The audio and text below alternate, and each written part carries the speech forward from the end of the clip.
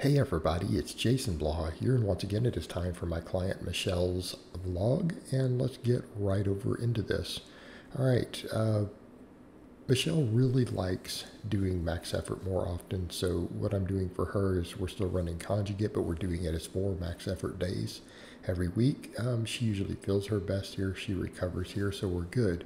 And that's the topic that we have to understand when it comes to the conjugate method. Of a lot of times the speed work, one of the main benefits is that it's easier on recovery, right? And we can only handle maxing so many times per week, even with training maxes. And it allows us to get primary work in and do so in a way that will carry over without beating our recovery up. But for many people, if their lifestyle's on point, recovery's on point, they can get away with max effort more often. And I think the thing that we have to remember when we look at Westside and the way they did stuff, we know that recovery involves absolute strength. Okay, we know that. And that's one of the big things that you have to look at when the studies show that women, for example, recover better than men. And what they've determined is it's largely due to a difference in relative strength. In other words, a 300-pound deadlift is pretty impressive for most women. A 500-pound deadlift is not that impressive for a man, but the recovery demands are bigger. Okay, understand? So when we're looking at Westside, what were they doing? Oftentimes equipped stuff, heavy accommodating resistance. Well, these are people who are routinely on max effort days locking out 700 pounds, 800 pounds on a bench, 800, 900 pounds on a squat.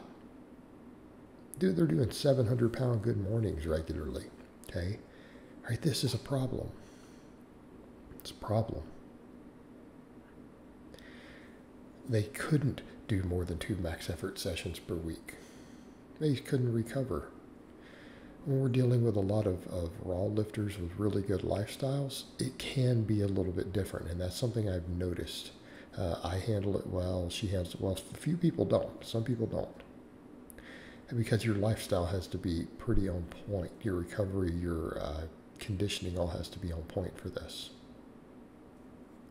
So let's get over to the training. What do? We did a close grip bench on the first day. Then we did some other bench work, some rows, triceps, right, JM presses. All right, we did a safety bar squat here. She got 155, I believe, on that close grip. I think here she just got 250 on a safety bar squat. Then I have her doing some pause squats, and we may pull some of this additional stuff out since we're doing 4 maxes a week. If I were to take that up like what I do, we don't even bother with supplemental stuff or squat and deadlift for assistance because we're hitting 2 maxes on each one. Now in her case, we're only hitting 1 squat and 1 deadlift a week, so I am doing a little bit of supplemental stuff. We're doing some pause squats. On her deadlift day, we're doing some deficit deadlifts. And then after that, everything is all purely hypertrophy work. So what do we mean by that? What are we doing? Everything in 10 plus rep range. So I have her do chins on this day, right? Have her doing some chins. Again, chins are a great exercise. And she's quite good at them, right? Pretty good at chin-ups. Now, of course, she has to do everything pretty close grip on this. Her shoulders still won't accommodate wider grip pull-ups, rows, things like that. We've got her to where she can bench with a wide grip. She spent years only doing close grip. I've got her to where she can do wide grip, and it works around her shoulder. And when we say the shoulder, in her case, we're not talking about training injuries. We're talking about surgery, right? There's surgical scars and stuff through her shoulder. So it does matter there. It's just not something she has as a result of training incorrectly. So we do chins. I've got her doing leg presses, and notice we do single leg and alternate. I like to do this, especially for my really advanced men. I almost don't even like them to waste time doing both legs at a time on a leg press. Why? It takes too much time to load and unload it. Anyone who squats over 500 pounds, the amount of weight that they have to load on a leg press is just absurd, right? We're talking over 1,000 pounds to get a high rep work set that's actually challenging. And that's for 10 plus reps. So it's just too much work to load and unload. So I like to get people out of the gym faster. Let's just do it single leg without wasting all that time and energy loading and unloading 20 plus plates. And then afterwards, I have her do glute ham raises and reverse hyperextensions. And I don't think we got the GHRs for this first workout of the week, first lower. I don't think we got the footage, so it's not in here. But I'll have it up at the end for the second one. Then we get to our second max effort bench press day. All right, we did this off pins. I think this was also 155. Yeah, I believe it is.